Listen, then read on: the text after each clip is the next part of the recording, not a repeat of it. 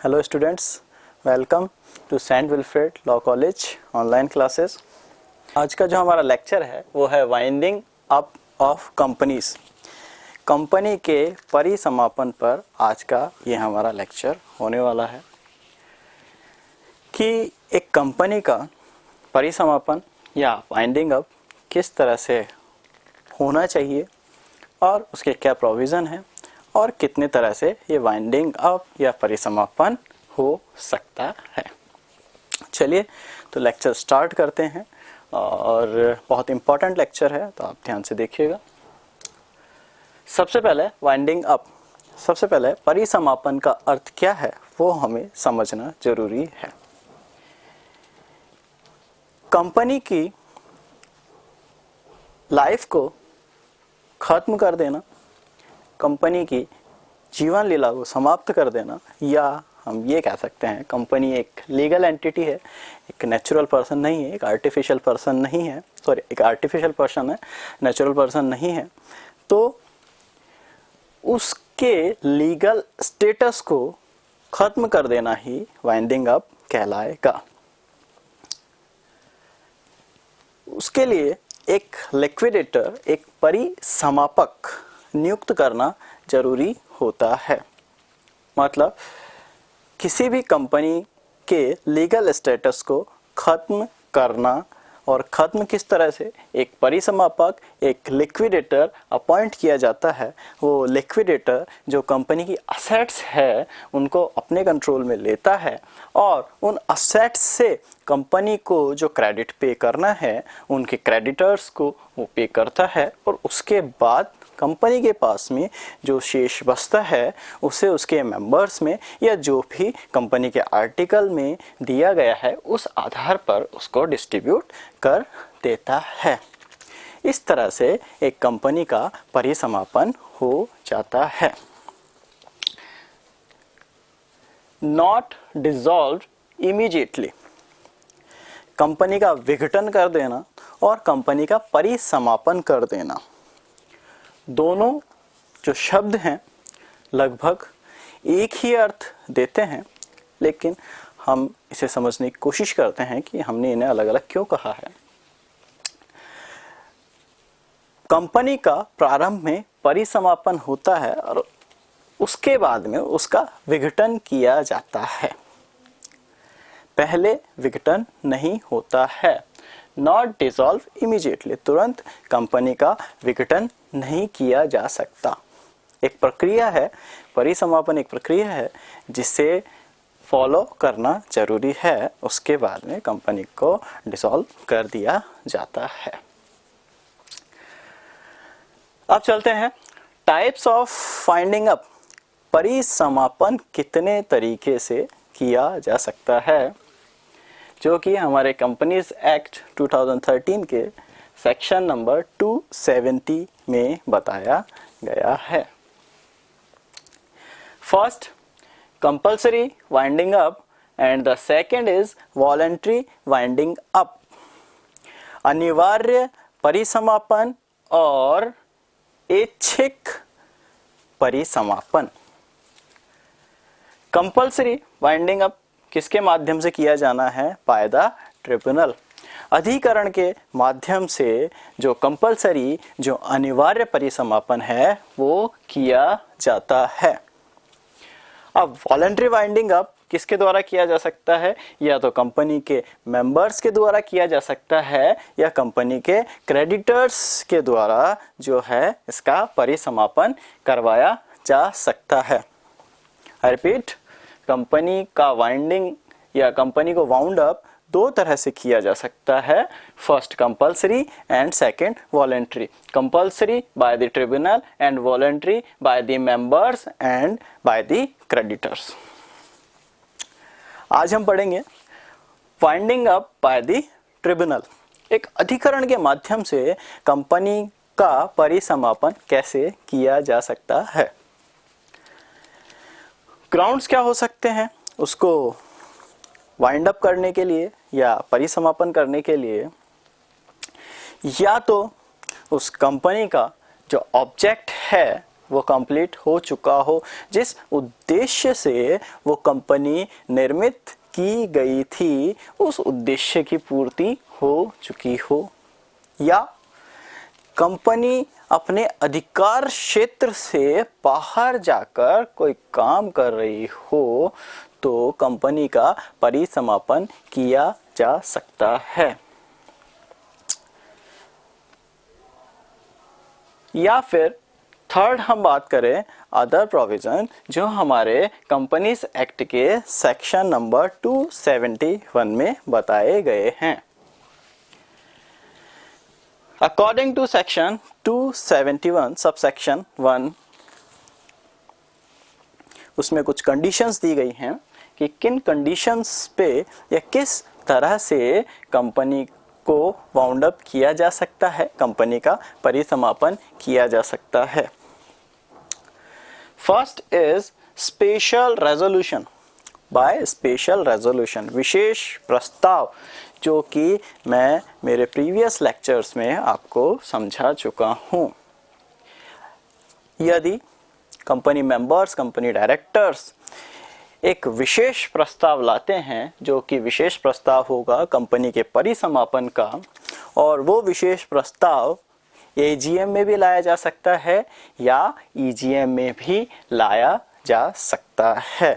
AGM और EGM भी मैं आपको मेरे प्रीवियस लेक्चर में समझा चुका हूं।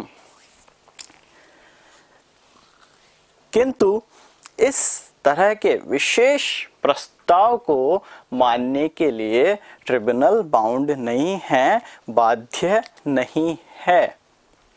विशेष प्रस्ताव जो कि एक मेजॉरिटी बेसिस पर 3/4 ऑफ मेजॉरिटी, 75% ऑफ मेजॉरिटी से वो जो प्रस्ताव लाया जाता है, उसे मानने के लिए अधिकरण बाध्य नहीं है। जब मेजॉरिटी से प्रस्ताव है तो अधिकरण क्यों नहीं है मानने के लिए बाध्य? अधिकरण सबसे पहले या ट्रिब्यूनल ये देखेगा कि उसका वाउंड अप होना, उस कंपनी का परिसमापन होना क्या सामाजिक हित या कंपनी के बेनिफिट में है। कंपनी के बेनिफिट में है तो ट्रिब्यूनल उसके वाउंड अप का आदेश दे सकता है। यदि कंपनी के हित में नहीं है या सामाजिक हित में नहीं है, तो लोक हित में नहीं है, तो ऐसा आदेश ट्रिब्यूनल नहीं देगा। मतलब इस तरह के रेजोल्यूशन, इस तरह के प्रस्ताव को मानने के लिए जो हम ट्रिब्यूनल है वो बाध्य नहीं है। नेक्स्ट हम बात करते हैं एक्ट अगेंस्ट सॉवरेनिटी। देश हित के विरुद्ध कार्य करना, देश हित के विरुद्ध कार्य करना अपराधी है। और साथ ही अगर कंपनी कोई इस तरह का एक्ट करती है जो हमारी सॉवरेनिटी के अगेंस्ट में हो, तो भी ट्रिब्यूनल के द्वारा उस कंपनी का परिसमापन कर दिया जाता है। देश के विरुद्ध हो, उसकी अखंडता के विरुद्ध हो, या हमारे जो मित्र राष्ट्र हैं उनके विरुद्ध के इस तरह का कोई कृत्य कर दिया जाए, इस तरह का कोई एक्ट परफॉर्म कर दिया जाए, तो उस कंपनी का परिसमापन अधिकरण के माध्यम से कर दिया जाता है, जो कि एक कंपलसरी नेचर का है, मतलब अनिवार्य परिसमापन है। आगे चलते हैं। By the petition of company registrar, company का रजिस्ट्रार इसके लिए आवेदन कर सकता है कि कंपनी की जो गतिविधियां हैं वो कपटपूर्ण हैं, कंपनी में फ्रॉड किया जा रहा है, तो कंपनी रजिस्ट्रार के आवेदन पर भी अधिकरण द्वारा उस कंपनी का परिसमापन कर दिया जाता है। Next, default in filling financial statement. किसी भी कंपनी के लिए अपना वित्तीय विवरण या अपना फाइनेंशियल स्टेटमेंट हर साल एनुअली जारी करना आवश्यक है, जिससे कंपनी की स्थिति के बारे में जानकारी होती रहती है। यदि कोई कंपनी ऐसा फाइनेंशियल स्टेटमेंट, ऐसा वित्तीय विवरण देने में विफल रहती है, फेल हो जाती है, तो ट्रिब्यूनल द्वारा उसका परिसमापन कर दिया जाता है। अब उसकी समय सीमा क्या है?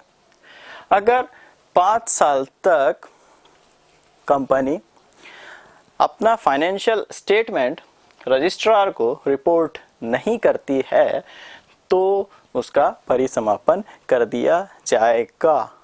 आई रिपीट, 5 फाइनेंशियल स्टेटमेंट, 5 क्रमबद्ध आने वाले वर्षों का वित्तीय विवरण अगर कंपनी नहीं दे पाती है, तो उसका परिसमापन कर दिया जाएगा।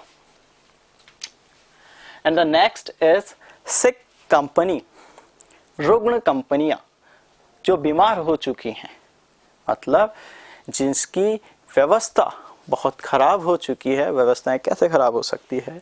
या तो कंपनी को आगे लाभ अर्जित करने की कोई भी गुंजाइश ना हो, मतलब कंपनी का जो लॉस का ग्राफ है वो ईयर बाय ईयर बढ़ता चला जा रहा हो, जिससे कंपनी आगे व्यवसाय संचालन ना कर पाए, या फिर उसे आगे जारी रखना कंपनी के मेंबर्स के लिए या पब्लिक बेनिफिट के लिए सही ना हो, तो उसका परिसमापन जो है हमारे अधिकरण के माध्यम से किया जा सकता है, जो हमारे सेक्शन 253 ऑफ कंपनीज एक्ट में बताया गया है सिक कंपनीज के बारे में। And the next is fraudulent conduct of affairs.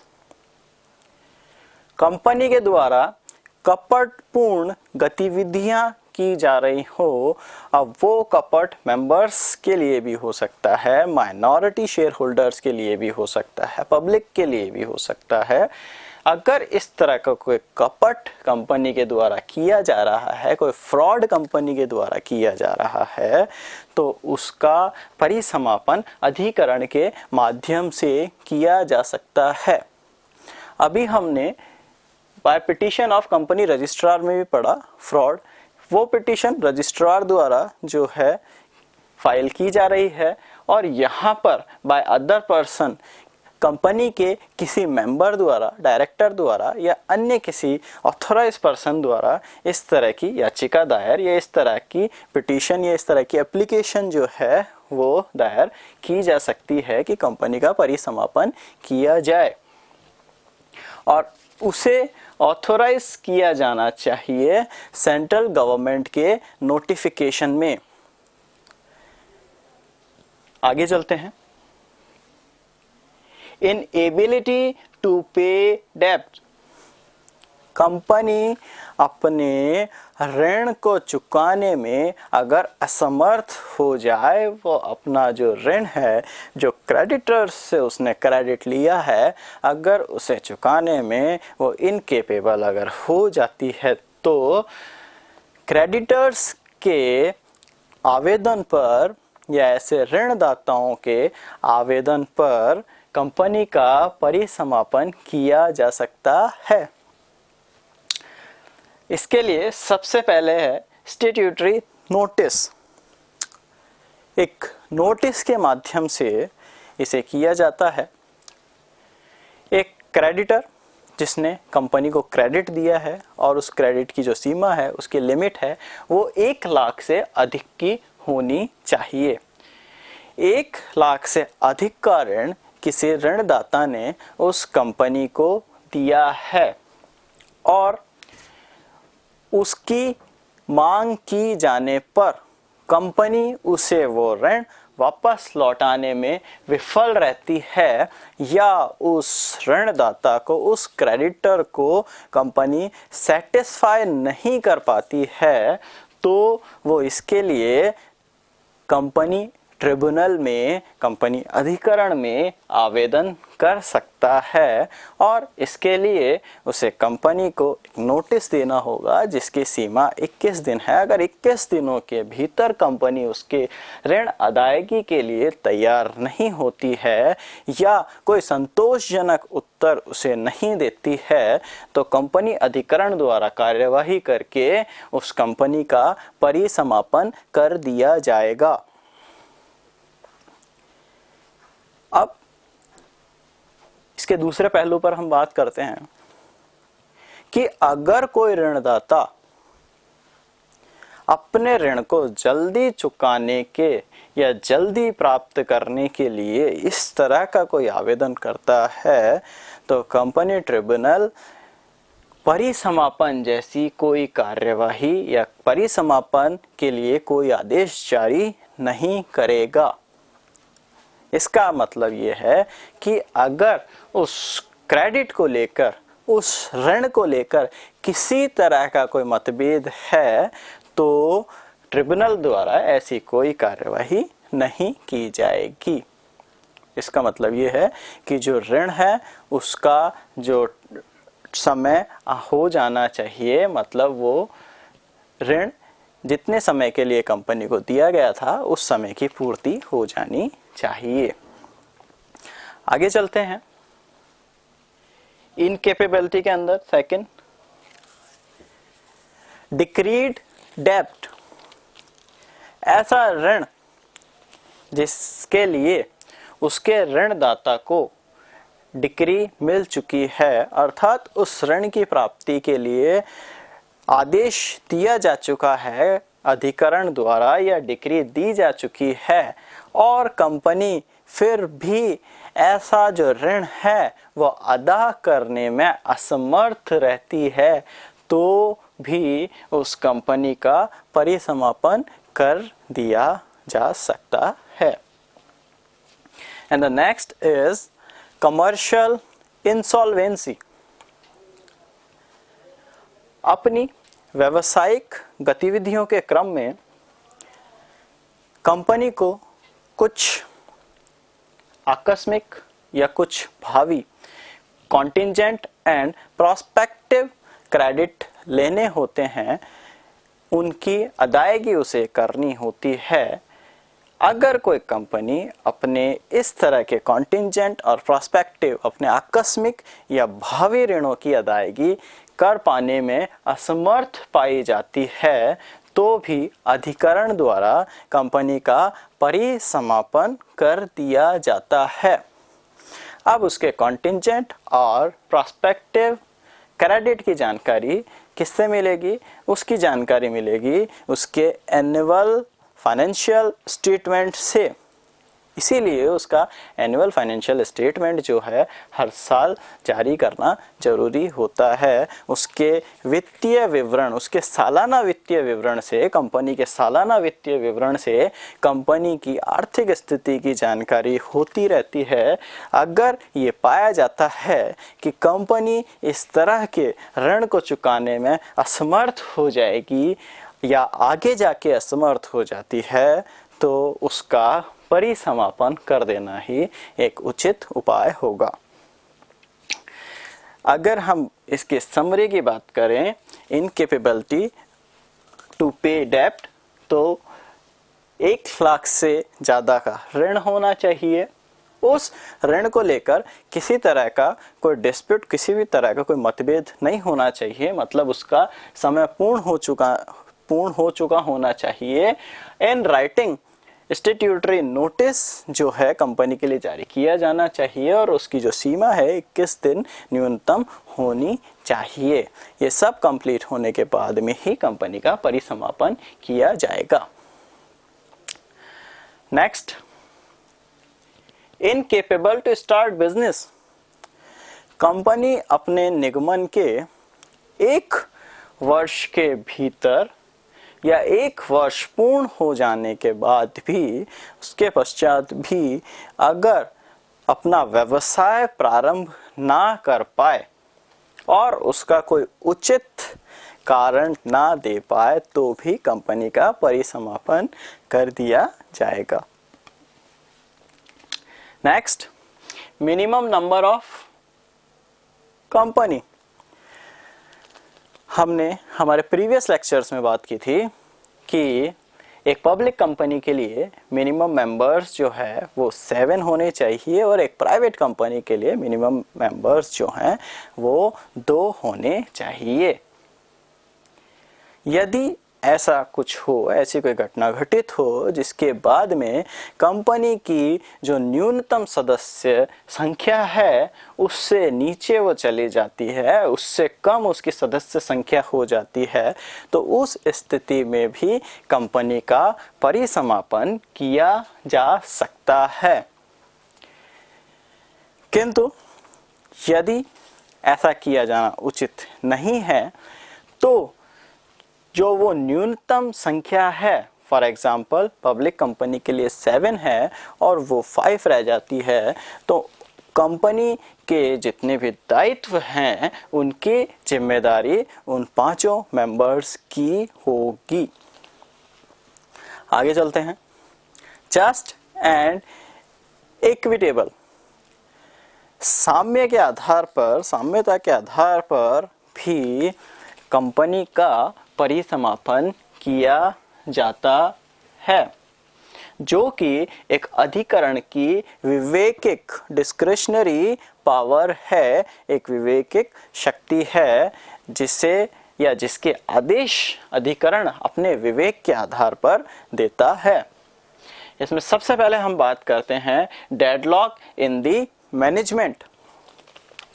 Company के मैनेजमेंट में, कंपनी की व्यवस्थाओं में अगर किसी तरह का गतिरोध पैदा हो जाता है, किसी तरह का टकराव पैदा हो जाता है और उस टकराव से कंपनी को नुकसान हो सकता है, या जो टकराव है वो कंपनी हितों में ना हो, तो भी एक अधिकरण द्वारा अपनी विवेकिक शक्ति के आधार पर अगर अधिकरण को, उस ट्रिब्यूनल को वो उचित लगता है तो उसका वो समापन कर देगी। Second, loss of the substratum. किसी भी कंपनी को प्रारंभ करने का या किसी भी कंपनी के व्यवसाय संचालन का कोई उद्देश्य होता है।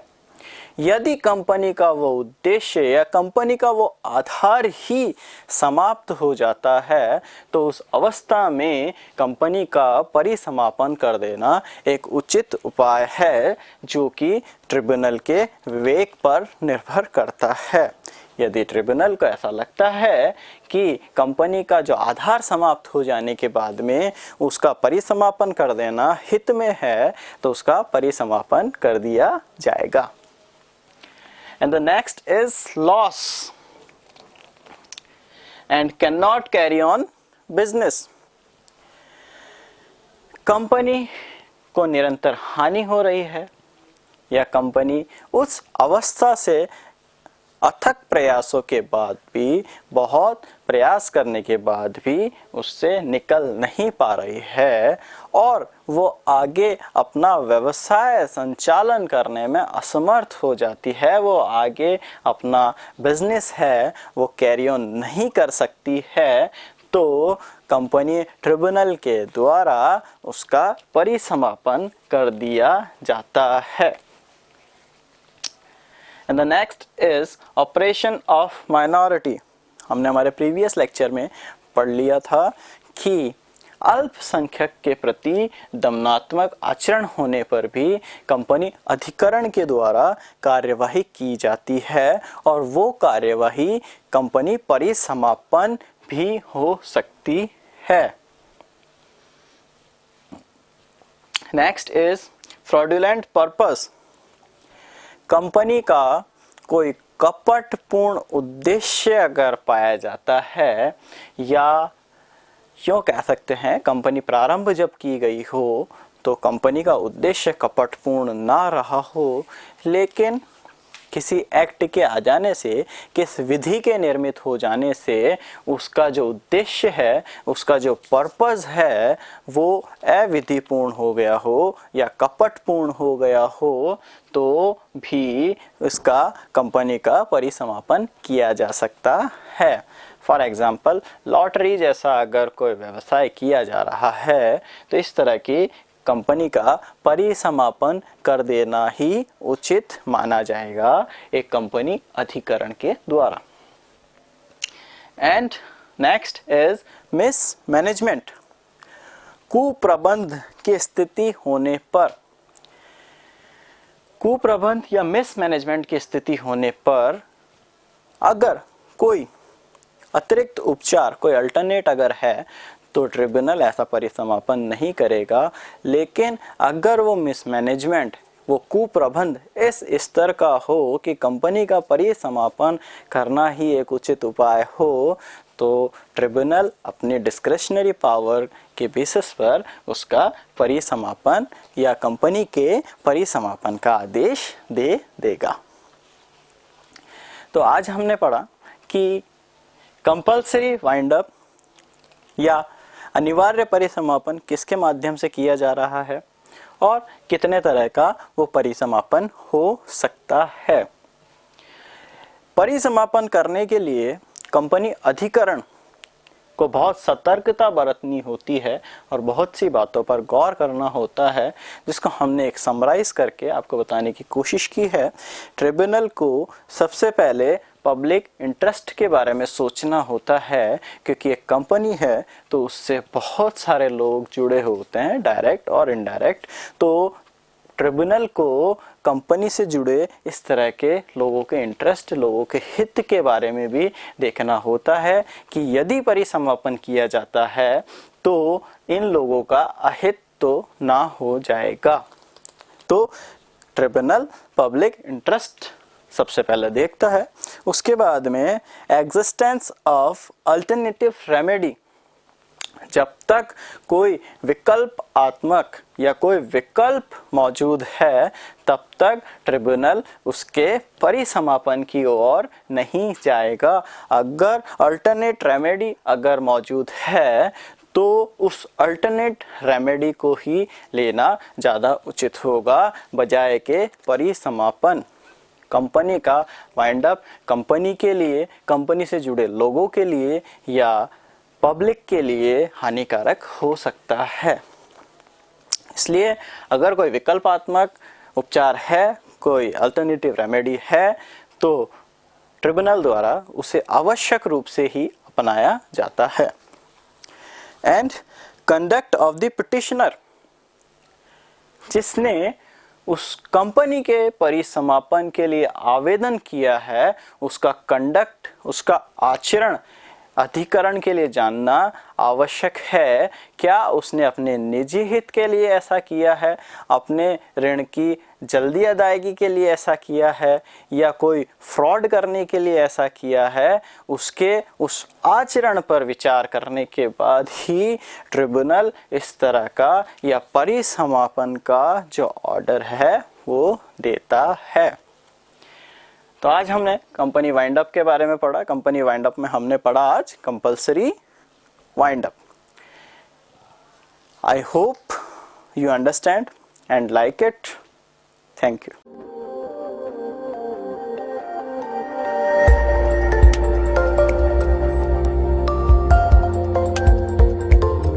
At St. Wilfrid College of Law, Sector 10, Meera Marg, Madhyam Marg, Jaipur, Rajasthan.